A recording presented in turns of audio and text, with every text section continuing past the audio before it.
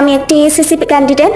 So আমি যখন এসেছিলাম আমার অনেক কিছুতেই ঝামেলা ছিল, যেমন আমার ফেয়ারের অনেক প্রবলেম ছিল, প্লাস আমার অনেক বলে না নিজের মধ্যে কনফিডেন্স অনেক কম ছিল। সো আমি যখন প্রথম বসেছি আমার প্রথমে প্রথম মেডিটেশন আমার হয়নি বললেই চলবে, বাট যেভাবে সময় যেতে থাকলো আমার মেডিটেশন এত ভালো হতে থাকলো। আমার হেডেকের প্রবলেম ছিল, আমার এই 4 দিনে এখন পর্যন্ত আমার হেডেক হয়নি। আমার এটা অনেক বড় আমার জন্য।